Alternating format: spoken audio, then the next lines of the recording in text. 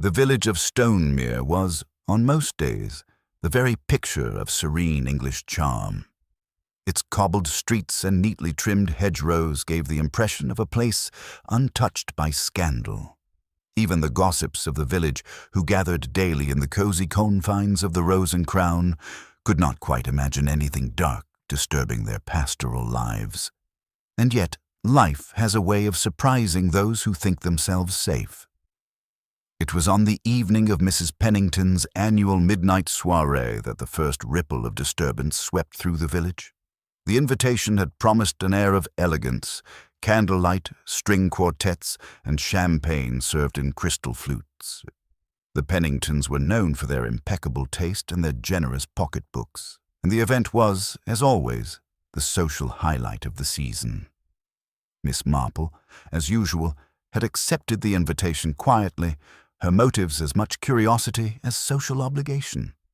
She found pleasure in observing people, for in the ordinary mannerisms and casual remarks of friends and neighbors lay the seeds of human truth that many would rather ignore. Tonight, she noted, the villagers seemed a little on edge. Mrs. Pennington's new maid bustling nervously, the vicar fidgeting with his cuffs, and young Mr. Aldridge glancing repeatedly at the grand clock over the mantel, as if counting down to some private expectation. The music began promptly at 11, and the guests danced beneath a glittering chandelier. Laughter and conversation rippled through the drawing-room, the champagne flowing freely. Yet, behind the polite smiles and genteel chatter, Miss Marple could see subtle tensions.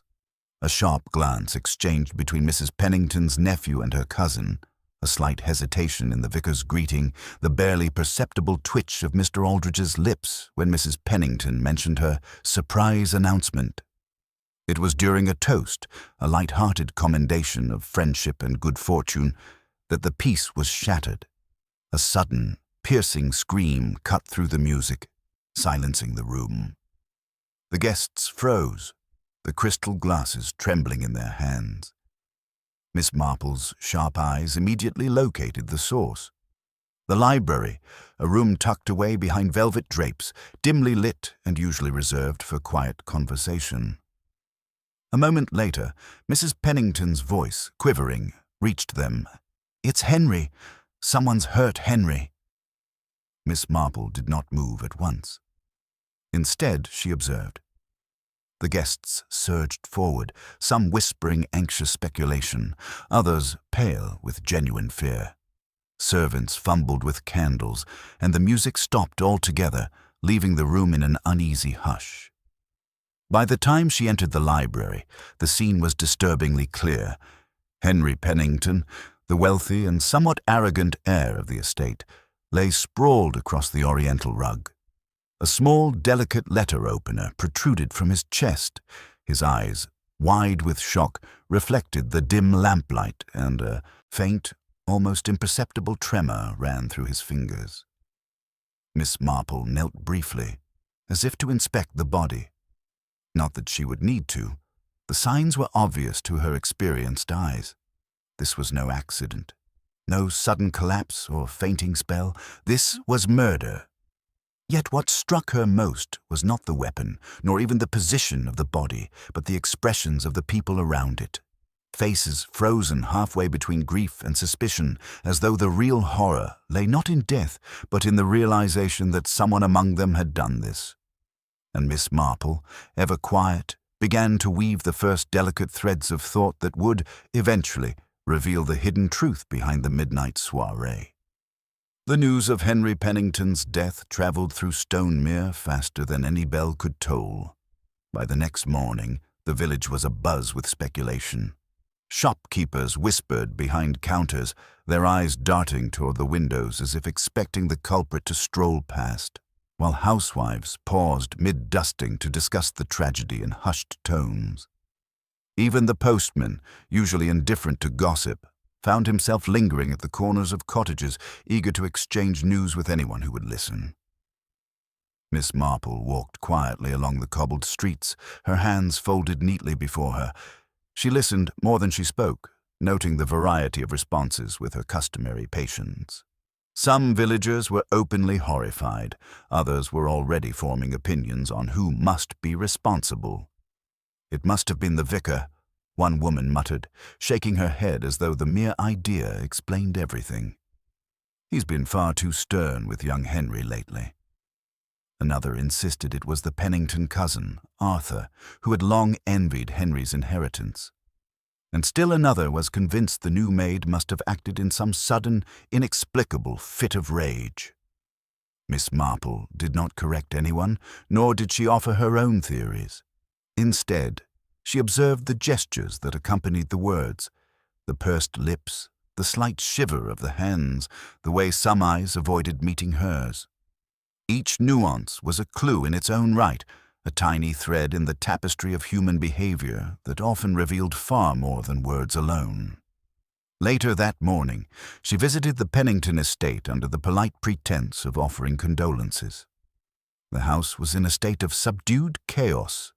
Servants whispered behind closed doors, polishing silver and rearranging flowers in an almost frantic attempt to restore normalcy, while Mrs. Pennington herself moved about with forced composure, directing instructions with a voice that trembled only slightly. Her eyes, however, betrayed a mixture of grief and something else, something less easily named. Perhaps worry, perhaps calculation. Miss Marple noted these details silently, her mind cataloguing the subtle tensions that seemed to vibrate in every corner of the house. She exchanged gentle words with the vicar, who admitted that he had been uneasy for days about some vague disputes within the family, but would say no more. Arthur Pennington appeared briefly, offering a polite, almost rehearsed statement of sorrow, and then withdrew to the study, where he could be observed less. Even the maid, though trembling in fear, seemed more troubled by misplaced suspicion than by genuine shock. As she departed, Miss Marple paused in the garden, where the first hints of spring's bloom brushed against the hedgerows. A neighbor approached, eager to share the latest rumor. Some said Henry had been involved in a secretive financial transaction. Others claimed a long-forgotten grievance had resurfaced, driving someone to violence. Miss Marple nodded thoughtfully, listening carefully while giving nothing away. To the casual observer, she might have appeared merely contemplative. Yet beneath that calm exterior, she was already weaving the threads together, patterns of human behavior, the subtle interplay of jealousy and pride, fear and resentment, all waiting for the right moment to reveal the truth. By evening, Stonemere was filled with anxious visitors and gossiping friends, each arriving at their own tentative conclusions about the murderer. And Miss Marple, as always, remained quietly observant, a gentle presence in the midst of growing suspicion. She knew that in such matters, haste was a poor guide. Only careful attention, patience, and a keen understanding of human nature could untangle the web that now enveloped the Pennington household. Even as the village debated and speculated, she had already begun her silent investigation. For Miss Marple, the whispers and the wary glances were far more revealing than any confessions or statements. And she sensed, deep within the ordinary rhythms of the villagers' behavior, the first hints of a truth that was cunningly hidden from all but the most discerning eye. The next morning, Miss Marple arrived at the Pennington estate under the polite pretense of offering further condolences, though her true purpose was far more deliberate. The household was subdued but restless. Servants moved quietly about, their faces pale and anxious, while Mrs. Pennington, seated in her drawing-room with a cup of tea trembling in her hands, welcomed her visitor with a fragile smile. "I cannot tell you how grateful I am that you came, Miss Marple," she said, her voice barely above a whisper. "Everyone seems so unsettled. Even the vicar hardly dares to visit, and Arthur refuses to leave his study." Miss Marple nodded gently, pouring a small cup of tea for herself. "The village can be vigorous in its speculations," she said softly, choosing her words with her usual careful subtlety. "It is never easy when people are frightened, or when something so dreadful disrupts ordinary life." Mrs. Pennington's hands tightened around her cup. Yes, and everyone seems to have an opinion about who could have done it. Some think it was Arthur, others the vicar, or even poor Mary, the new maid. I scarcely know who to believe myself." Miss Marple leaned back slightly, observing the small, almost imperceptible gestures that accompanied the words. The slightest twitch of the fingers, a faint pressure of the lips, the way Mrs. Pennington's gaze occasionally darted toward the door, all of it spoke volumes to a trained eye. "People often reveal more in what they do not say than in what they do," she remarked lightly, as if offering a general reflection rather than a pointed observation. At that moment, the butler entered with a discreet clearing of his throat. "Mrs. Pennington, Inspector Davis has arrived to take further statements." The mention of the inspector brought a faint sigh from Mrs. Pennington. "I expect he will focus on the obvious," she murmured. Miss Marple caught the hint of tension in her voice, the subtle unease that accompanied the anticipation of scrutiny.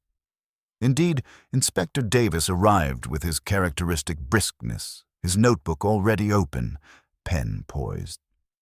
He had been thorough in the initial questioning the previous night, but his approach favored rapid conclusions over reflection. He immediately began asking questions that seemed almost perfunctory, directing attention to Arthur, who appeared at the doorway with his usual composed manner, though a faint flush betrayed an inner agitation. "Where were you when this happened?" the inspector demanded. Arthur replied smoothly, recounting the evening's events with the precision of someone who had rehearsed their narrative. Yet Miss Marple noticed the tiny inconsistencies, a hesitation when mentioning a trip to the study, a subtle avoidance of eye contact when referencing Henry's sudden announcement, a slight tightness in the jaw. These were the small signals she would store carefully in her mind for future consideration. Meanwhile, the vicar was ushered in, his hands ringing nervously as he recounted his interactions with Henry over the past days. He admitted to minor disagreements, but insisted he bore no ill will. Miss Marple noted his humility, the almost ingrained deference to authority, and how his responses differed from those of Arthur and Mrs. Pennington. The contrasts, she knew, often revealed as much as direct admissions. Throughout the questioning, Miss Marple remained quietly seated, sipping her tea, her eyes gently roaming over the room. She noticed the maid lingering near the doorway, her posture tense, her gaze darting between the adults. Something in the girl's manner, an almost imperceptible hesitation, told Miss Marple that fear, rather than guilt, guided her movements. By mid-morning, the inspector had gathered statements, made notes, and prepared to leave with the intention of pursuing the most obvious leads. He seemed confident that a motive would emerge from the household tensions, yet Miss Marple, observing silently, felt the puzzle was far more intricate. The outward clues, the disputes, the financial anxieties, the inheritance, were present, yes, but they were only the surface. Beneath them lay subtle patterns in behavior, tiny betrayals and delicate manipulations that would require patience to discern. As she walked back through the garden after the inspector departed, Miss Marple allowed herself a small smile. The threads of human behavior were beginning to reveal themselves, if only she was attentive enough to notice. And she knew, as she often did in moments like these, that the truth would not emerge from haste or pressure, but from careful observation and the quiet persistence of understanding people as they truly were. The village continued to buzz with rumors, and yet to Miss Marple, the rising tide of gossip only clarified the picture. Each whispered accusation, each nervous glance, each carefully chosen word added a new shade to the canvas. Somewhere amidst it all was the key to unraveling Henry Pennington's death, and she intended to find it, one subtle observation at a time. By late afternoon, the Pennington estate had quieted into an uneasy stillness. The initial flurry of visitors and gossiping neighbors had begun to fade, leaving only a handful of close friends and relatives behind. Miss Marple lingered in the drawing-room, ostensibly to offer companionship to Mrs. Pennington, though her attention was elsewhere, scanning the subtle interplay of glances and gestures that often spoke louder than words.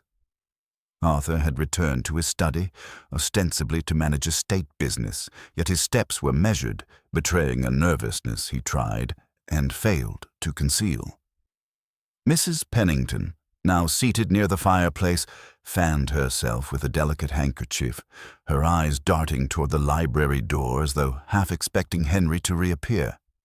Even the vicar, who had lingered politely for tea, seemed tense, his hands clasped tightly, lips pressed in a thin line. Miss Marple made no move to intrude on their unease.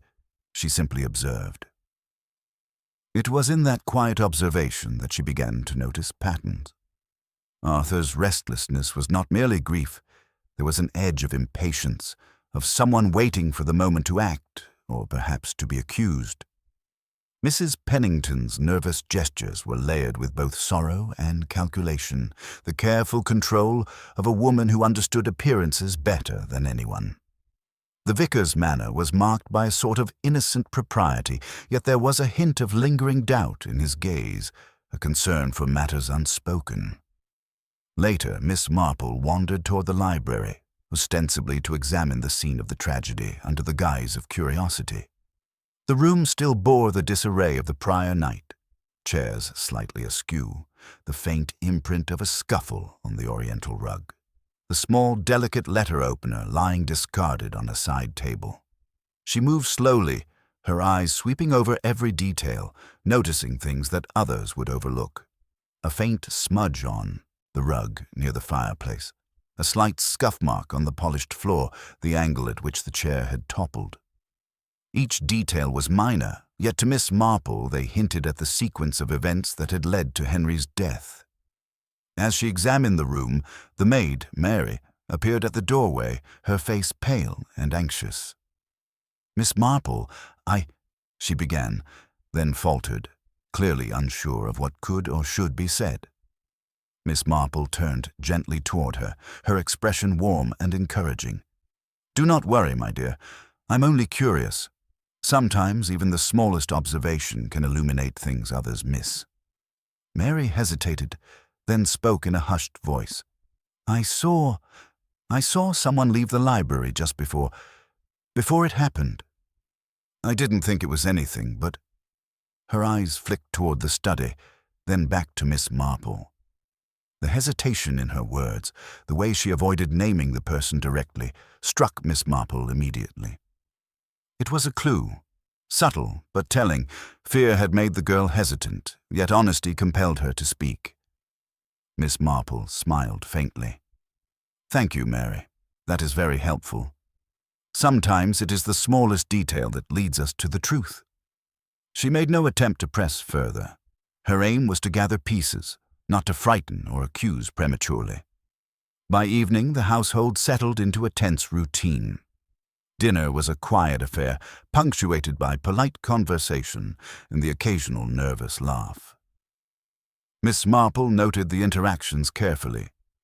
Arthur's attempt at levity fell flat, Mrs. Pennington's responses were measured yet tinged with unease, and the vicar spoke sparingly, as though afraid to misstep. Each subtle cue added to the growing mosaic of motives, opportunities, and concealed intentions. As she prepared to retire for the night, Miss Marple reflected on the day's observations. The obvious tensions and quarrels, the surface grievances. These were all present, yes, but the true pattern lay deeper. It was in the hesitation of a glance, the careful choice of words, the tiny betrayals of posture and gesture. Somewhere in those subtle signs, the real story of Henry Pennington's death waited to be uncovered. And Miss Marple, patient and watchful as ever, was already beginning to trace its delicate threads.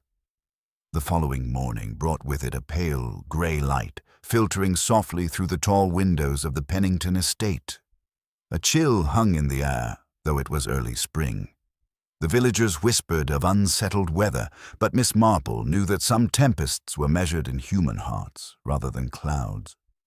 She arrived just as the household was stirring, the servants moving with a careful quiet that only partially concealed the tension beneath.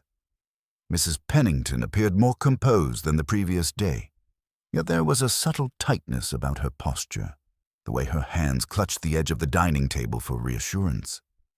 Arthur, predictably, had been up early, ostensibly attending to estate accounts, though the faint lines of anxiety etched on his forehead betrayed sleepless hours. Even the vicar seemed preoccupied, his usually serene manner tinged with a faint restlessness. Miss Marple chose to begin her morning with a walk through the estate's extensive gardens, a place that often brought clarity to her thoughts. The dew-soaked paths reflected the soft light, and the scent of hyacinths mingled with the faint chill of the morning. She observed carefully, noting the impressions left on the gravel, the way footprints diverged and overlapped, and the subtle signs of hurried movement. Small things, easily overlooked, yet meaningful in the careful study of human behavior. Returning to the house, she found Mary, the maid, quietly arranging the silver in the dining room. The girl's hands trembled slightly, and her eyes held the same hesitant fear Miss Marple had observed the day before. "Good morning, Mary," Miss Marple said softly. "I wonder if you could help me with something. Sometimes a simple thing, like what someone touches or leaves behind, tells us far more than words." Mary nodded quickly, encouraged by the gentle tone, and began recounting details from the previous night with a precision born of nervous attentiveness. Miss Marple listened, her keen eyes noting every inflection, every pause. There were inconsistencies in the recollections, not in what Mary had seen directly, but in what she perceived others might have done. Subtle differences in timing, slight contradictions in who was where and when. These discrepancies were the sort that might appear trivial to the police inspector, but to Miss Marple they hinted at the deeper currents running through the household. Anxieties, resentments, and carefully hidden secrets.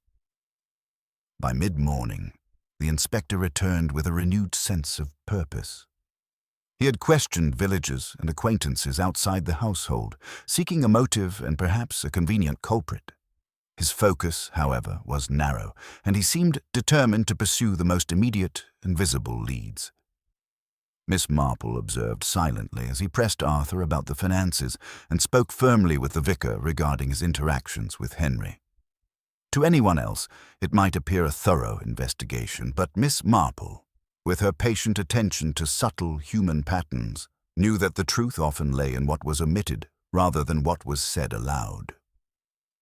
Later, in the library, she examined the scene once more. The letter opener had been bagged for evidence. The rug had been carefully examined, yet the faint smudge she had noticed before still suggested movement or struggle overlooked by the official inquiry. Her eyes lingered on a corner of the room where the shadows from the window panes fell unevenly. There, she thought, was a clue waiting to be properly interpreted. When the household gathered for a light luncheon, the conversation was cautious, polite, yet filled with tension. Mrs. Pennington tried to maintain dignity and composure, though her words occasionally betrayed worry. Arthur spoke with a careful precision that seemed rehearsed, while the vicar contributed sparingly, each sentence chosen with an almost painful deliberation. Miss Marple sipped her tea and listened, her mind cataloguing the interactions, noting the smallest deviations from usual behavior. Each subtle shift in posture, tone, or expression was a thread in a tapestry that she was slowly unraveling. By afternoon, the inspector had departed to follow other lines of inquiry, leaving Miss Marple once more in quiet observation. She found herself reflecting on the nature of the household, the outward grief, the surface tensions, and the quieter undercurrents that hinted at motives not yet revealed. The apparent disputes over inheritance or disagreements with Henry were only part of the picture. Deeper, more subtle forces were at work, woven through pride, jealousy, and hidden resentments. Miss Marple sat for a while near the library window, eyes wandering over the estate grounds. A soft breeze rustled the trees, carrying the faint scent of blossoms. In the stillness, she felt the faint outlines of the truth beginning to take shape, each small observation connecting with another in the intricate web of human behavior. The threads were there, waiting to be followed, and she knew, as she so often did, that the smallest detail, the most overlooked gesture, would ultimately illuminate the darkness that had descended upon the Pennington household. As the sun began to dip behind the distant hills, casting long shadows across the Pennington estate, the household gathered once more in the drawing-room. The atmosphere was tense, a quiet pressure that seemed to settle over every conversation and glance. Miss Marple, seated near the window, observed the dynamics with her usual patient attention, noting the slight stiffening of Arthur's shoulders whenever a particular subject arose, the subtle tremor in Mrs. Pennington's hands as she arranged her teacup, and the vicar's careful avoidance of direct eye contact when Arthur spoke. Miss Marple's thoughts were interrupted by a soft knock at the door. It was Mary, the maid, holding a small bundle of papers she had found tucked behind some ledgers in the study. Her voice trembled slightly as she spoke. I thought these might be of interest, Miss Marple. I didn't want to disturb anyone, but I thought perhaps—" She trailed off, eyes wide with apprehension. Taking the papers gently, Miss Marple examined them discreetly. They were letters and notes, some handwritten, some typed, detailing financial arrangements, personal debts, and carefully veiled threats. A few of the letters were addressed to Henry, while others seemed to involve Arthur. One note in particular caught her attention, a brief message written in a hurried hand, hinting at a meeting to resolve a dispute, though the sender and recipient were deliberately obscured. Miss Marple's sharp eyes noted a faint smudge of ink, as if the writer had been in a hurry, perhaps nervous or agitated. She thanked Mary quietly, asking her to remain nearby but not to speak of the papers to anyone else. Mary left with a relieved, almost conspiratorial glance, her tension slightly eased by the gentle acknowledgement. Miss Marple considered the implications. The documents suggested financial motives, certainly, but also hinted at personal grievances kept carefully hidden from public view. It was easy for the inspector to assume that Henry's death was the result of a straightforward quarrel over money, yet Miss Marple sensed the deeper complexity. Resentment, rivalry, and long-standing grudges intertwined in ways that could easily mislead the unobservant. Later in the evening, a neighbor called unexpectedly, claiming to have overheard a heated argument during the previous night's soiree, though he could not specify the exact participants. The details were vague, yet the tension in his voice indicated he had genuinely witnessed some form of confrontation. Miss Marple listened politely, noting the careful phrasing and pauses in his speech. Even the gaps between words, the minor hesitations, suggested more than he consciously intended to reveal. As night fell, the household seemed to contract inward, each member retreating into their private anxieties. Mrs. Pennington withdrew to her room, Arthur lingered over accounts in the study, and the vicar took his usual quiet path to the parish. Miss Marple remained in the drawing-room, a soft lamp casting a gentle glow over her face as she reviewed the day's observations in her mind. Every glance, every misstep, every subtle gesture, the information was accumulating like pieces of a jigsaw puzzle. It was in this quiet contemplation that she realized how intertwined the motives and opportunities truly were. The surface disputes, the inheritance, the accounts, the disagreements, were all distractions. The deeper truths were lodged in the unspoken, the fleeting expressions, the nervous hesitations, the carefully concealed resentments. The letters and notes offered threads to follow, but only the subtle observation of behavior would reveal the full pattern. Miss Marple allowed herself a small, almost imperceptible smile. The puzzle was beginning to take shape, its contours emerging from the interplay of human frailty and cunning. And though the night was dark, she felt the faint glimmer of clarity, an understanding that, in time, would allow the hidden currents of Henry Pennington's death to be revealed, not through force or accusation, but through patient, quiet discernment of the human heart. The following morning, a brittle chill hung over Stonemere, as though the village itself had been unsettled by the events of the previous night. Miss Marple walked quietly along the familiar lanes, her mind occupied with the many subtle threads she had begun to discern. She noticed the shutters of certain houses drawn tighter than usual, the cautious manner in which neighbors exchanged words across garden fences, and the occasional furtive glance directed toward the Pennington estate. The village was restless, and she understood that within such restlessness lay both fear and revelation. Returning to the estate, she found the household already stirring. Mrs. Pennington sat by the window in the drawing-room, her hands folded, a fragile composure masking a faint tremor in her expression.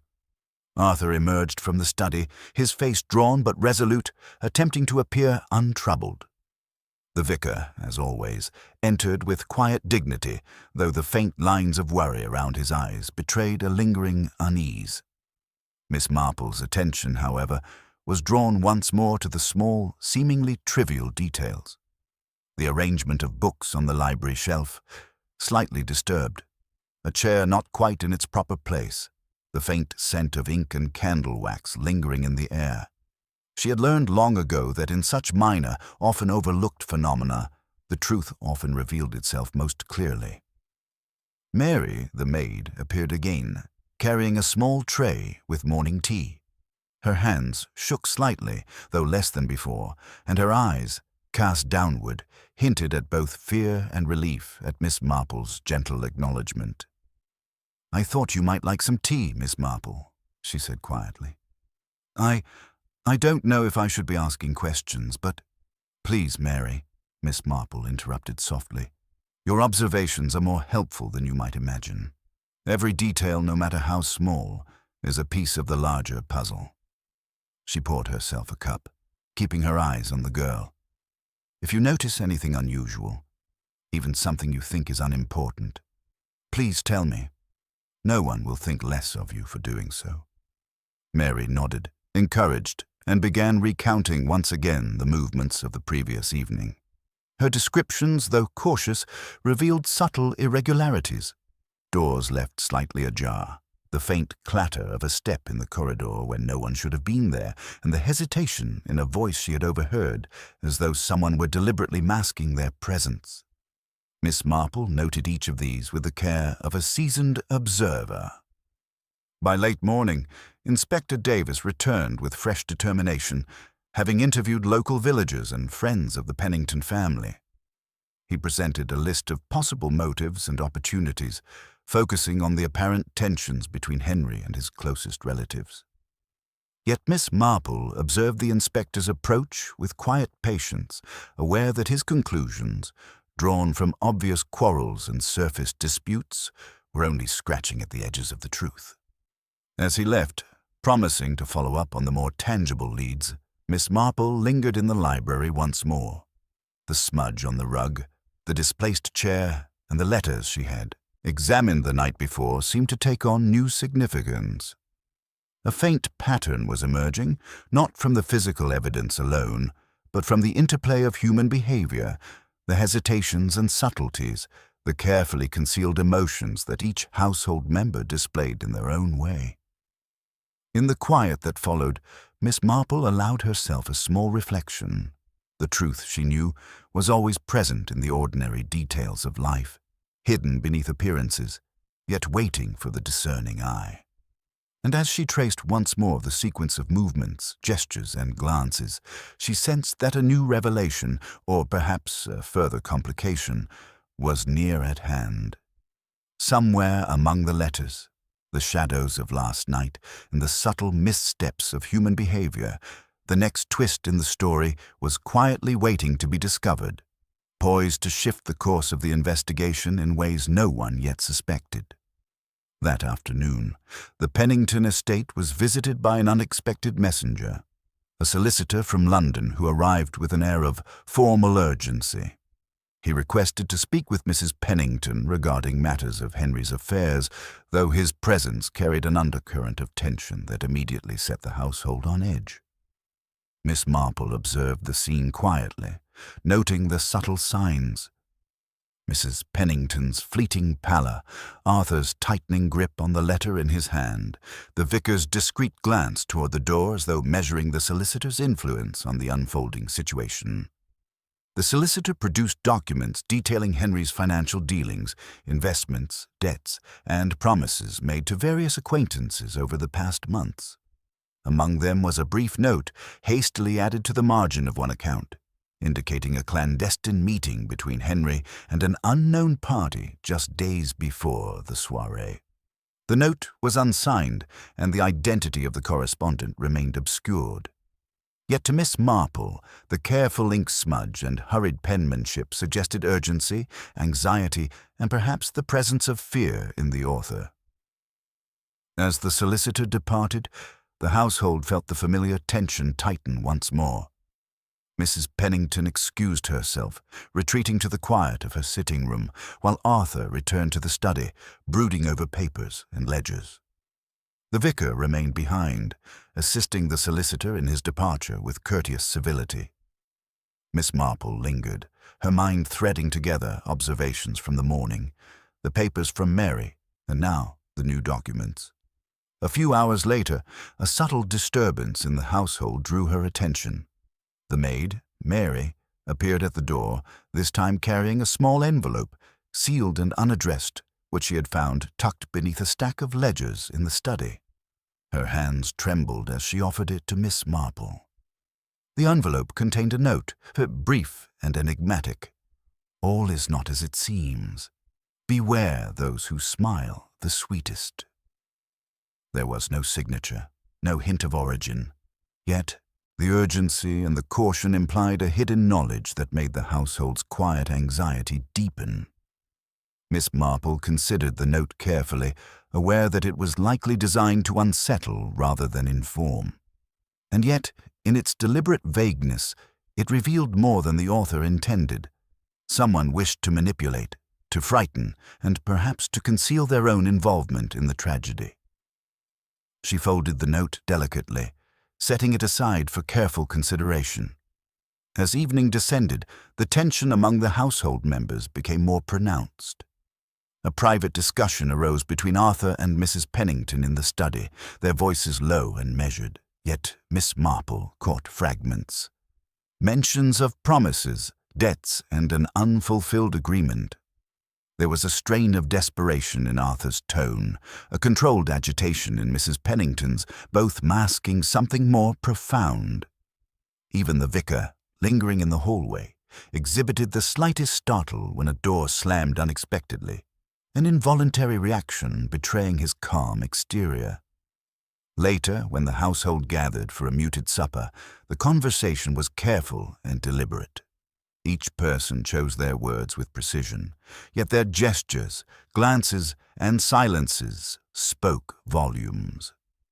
Miss Marple listened with patient attention, cataloguing the subtle cues, a hesitation before answering, a glance toward another, a faint tightening of the lips. Each was a thread, part of a larger web, revealing not merely fear, but also hidden rivalries, resentments, and secret intentions. As the evening wore on, Miss Marple allowed herself a moment of quiet reflection.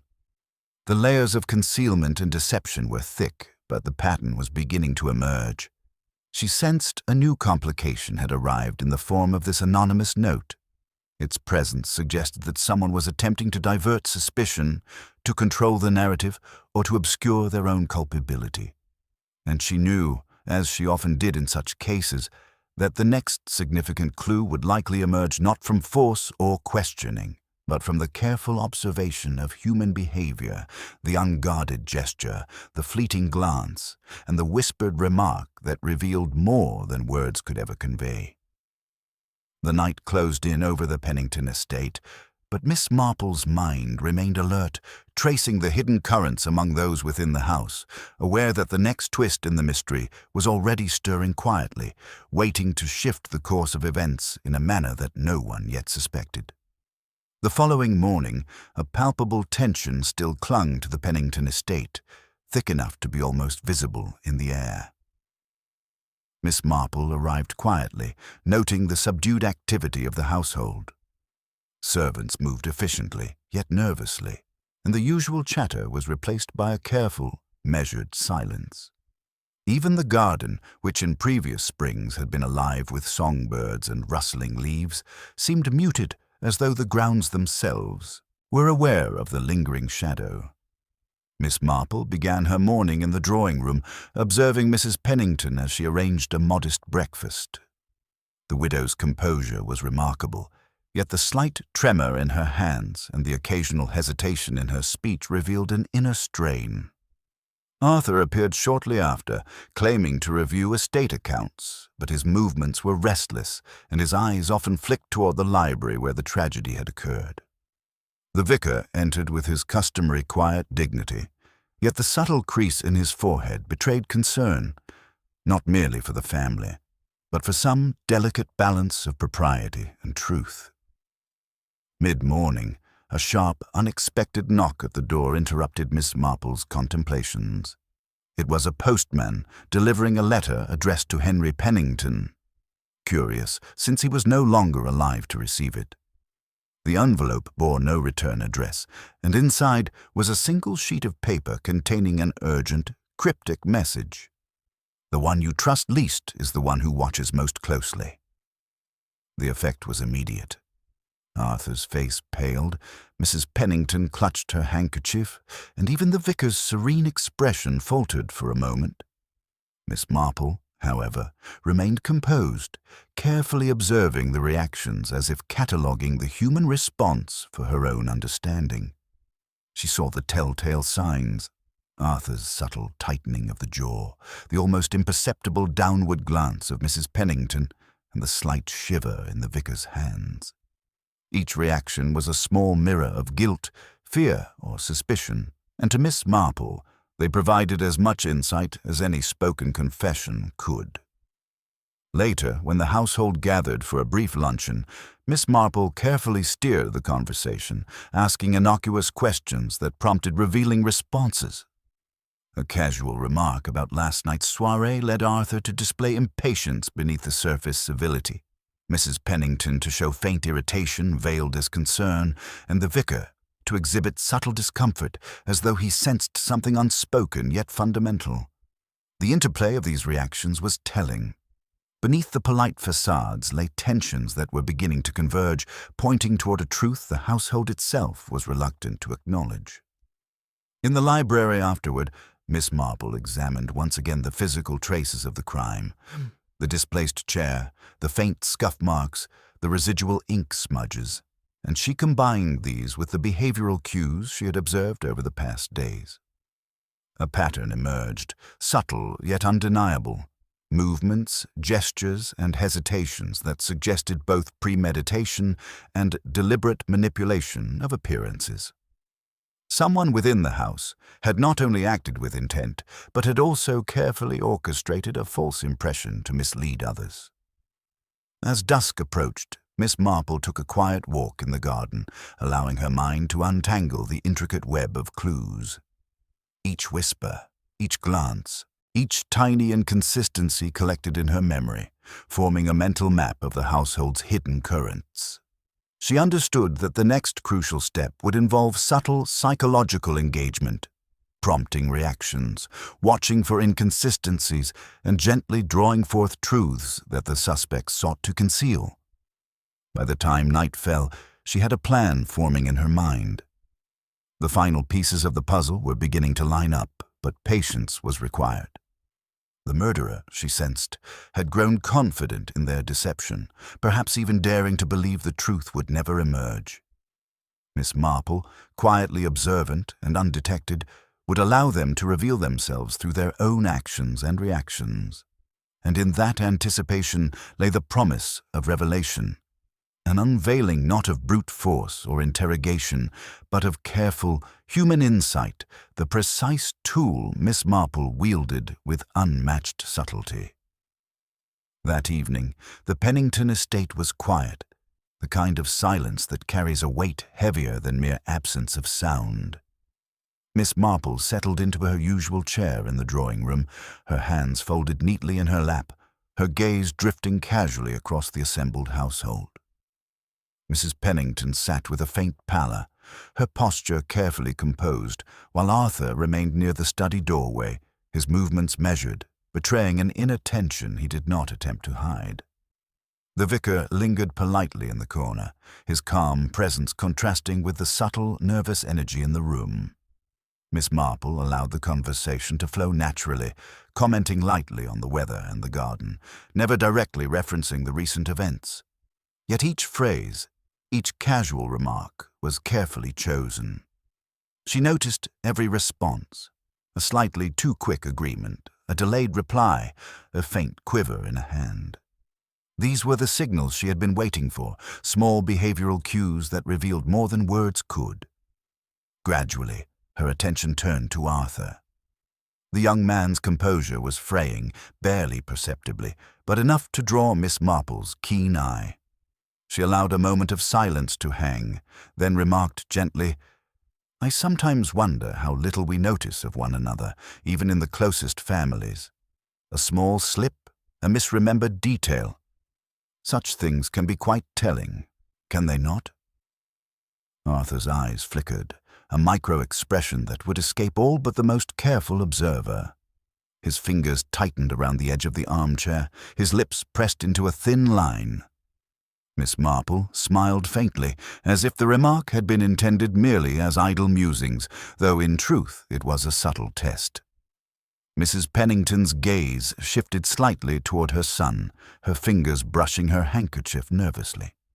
The vicar's eyes, meanwhile, followed the interaction with polite detachment, though Miss Marple noted a quick intake of breath that suggested he, too, was aware of some underlying tension. After a pause, Miss Marple continued in the same gentle tone. "It is always fascinating how people reveal themselves when they believe the world is not watching closely.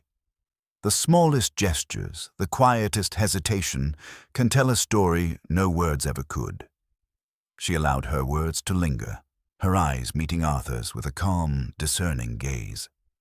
Arthur, finally unable to maintain the pretense, shifted uncomfortably. His voice, controlled at first, faltered slightly as he spoke. I don't understand what you mean." Miss Marple inclined her head gently. "Oh, I do not mean anything accusatory. Merely an observation. One might notice, for example, that a family disagreement or a mislaid paper can have consequences far beyond expectation." She let her words hang in the air, and Arthur's reaction told her all she needed to know. The tension in the room was almost tangible now.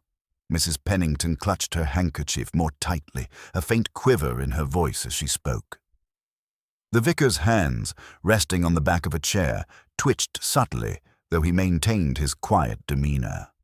And Arthur, realizing the careful attention focused upon him, could no longer disguise the guilt that lay beneath his carefully constructed exterior. Miss Marple's gentle smile deepened ever so slightly.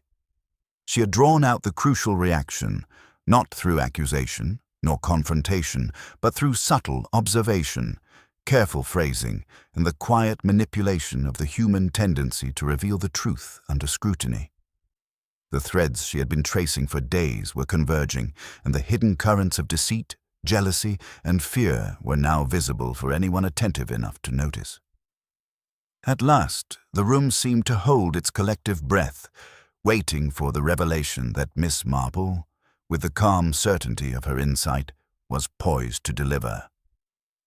The final pieces of the puzzle were in place, and the delicate human signals she had patiently observed over many days were about to disclose the identity of the murderer, the motive behind the tragedy, and the clever ways in which appearances had been manipulated to conceal the truth. Miss Marple rose slowly, her movements unassuming, almost casual. yet the gentle shift of her posture commanded attention.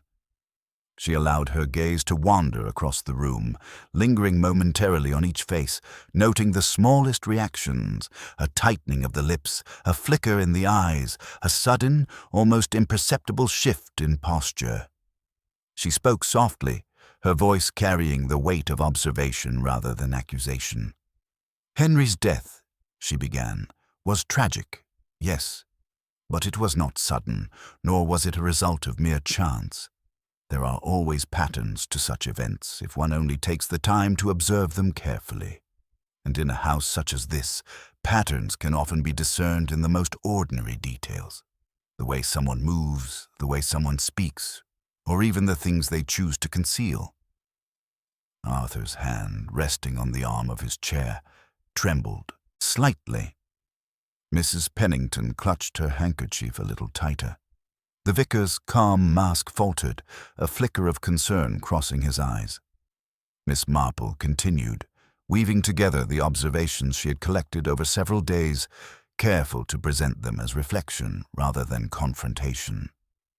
"The night of the soiree," she said gently.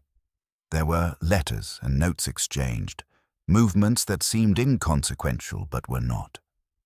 Someone's nervous glances, someone's hesitations. These all spoke of fear and of knowledge that they hoped others would not notice.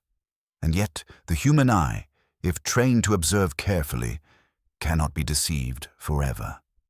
Her gaze fell finally on Arthur. "It was you, of course. Your movements in the library, your anxiety over those ledgers, your careful attention to masking your actions. These revealed more than words ever could. You sought to conceal your motive behind superficial quarrels and family disagreements, but subtle signs betrayed the truth. The hurried letter, the smudge of ink, the way your eyes flickered when confronted with the smallest suggestion of scrutiny." Arthur rose abruptly, pale and shaking, a brief flush of defiance flashing in his eyes before fear overtook it. I had no choice," he stammered. "Henry, he was going to ruin everything. He threatened to expose certain arrangements. He was reckless and—" He faltered, the confession spilling out more from tension than from courage. Mrs. Pennington's eyes widened, then softened with a complex mixture of relief and grief. The vicar, maintaining his composure, stepped forward to offer quiet moral support, yet even he could not disguise his astonishment at the unmasking. Miss Marple inclined her head, her expression calm. It is always easier to understand human nature when one observes carefully. Fear, pride, and the desire to control outcomes. These are forces that often drive the actions we least expect. But the truth, sooner or later, makes itself known, even when carefully concealed. Arthur sank back into his chair, the weight of exposure settling upon him. Mrs. Pennington reached for his hand, her grip gentle yet firm, a silent acknowledgement of the complex mixture of sorrow and inevitability. Miss Marple's eyes swept over the room once more, noting the subtle exhalation of tension from the vicar, the quiet acceptance in Mrs. Pennington's posture, and the subdued resignation in Arthur's demeanour. The household was silent for a moment, absorbing the revelation. And Miss Marple, ever composed, allowed the weight of understanding to settle naturally. The mystery, intricate and carefully concealed, had been unravelled not by force or frantic interrogation, but by patient observation and the quiet discernment of human nature in its most revealing gestures. As she settled back into her chair, she reflected briefly on the pattern of human behaviour that had led to the tragedy, recognizing the familiar interplay of pride, fear, and secrecy that so often accompanies such events. The Pennington household would now face the consequences, but the careful study of human nature had once again illuminated the truth, as it always did for those willing to notice the smallest, yet most telling, details. The following morning, the estate seemed to breathe a tentative sigh of relief. The tension that had gripped every corner of the Pennington household had not entirely vanished, but it had shifted, tempered by the revelation and the quiet acknowledgement of truth. Miss Marple arrived with her usual serene composure, noting that even the servants moved with slightly lighter steps, as if the burden of uncertainty had lifted just enough for the day to feel manageable. Mrs. Pennington greeted her with a soft, grateful smile, one that carried a mixture of sorrow for her loss and relief that the matter had finally been brought to clarity. Arthur, subdued and reflective, remained at her side, his previous agitation replaced by the quiet acceptance of accountability. The vicar offered his usual dignified presence, though now his gaze held a faint warmth, a subtle reassurance that the household's moral and spiritual balance would endure beyond the recent upheaval. Miss Marple allowed herself to observe quietly as they gathered for morning tea. The delicate ritual of the table, the careful movements of cups and saucers, even the small unspoken gestures of comfort between mother and son, spoke volumes of reconciliation and understanding. It was in these everyday actions, she noted, that human resilience often revealed itself most clearly. As conversation meandered to the mundane, letters to be written, arrangements for the estate, plans for the coming week, Miss Marple could see how the villagers' rumors and speculations had begun to fade in importance. The people who truly mattered within the walls of Stonemere understood that the past could not be changed, but the truth allowed them to move forward with honesty and reflection. Later, she wandered into the garden, the fresh air a balm to both mind and spirit. She noticed the familiar patterns of the flowers, the careful tending of the grounds by the gardener, and the small, almost imperceptible signs of life reasserting themselves after a period of emotional winter. The subtle resilience of the natural world, she reflected, was not unlike that of human beings. Even after disruption and tragedy, there remained the capacity for clarity, understanding, and renewal. Miss Marple allowed herself a quiet smile. In the end, the crime had been rooted not in randomness, but in very human failings: greed, fear, pride, and the desire to manipulate appearances. Yet through careful observation, patient reflection, and an understanding of the subtle truths of human behavior, the deception had been unraveled, and justice, however quietly, had been restored. As she prepared to leave the Pennington estate, she lingered for a moment at the garden gate, glancing back at the house with a sense of gentle satisfaction. The household would continue, marked by the events that had transpired, but also strengthened by the knowledge that truth had been revealed, and the intricate patterns of human nature, once obscured, were now clear. Miss Marple walked back toward the village with her characteristic calm, the soft crunch of gravel beneath her feet punctuating the still morning air. She knew that life, with all its hidden motives, small betrayals, and subtle gestures, would continue as it always did. And she, as ever, would continue to observe, quietly discerning the truths hidden in the ordinary behaviors of ordinary people, ready for the next time human nature required her gentle, unerring insight.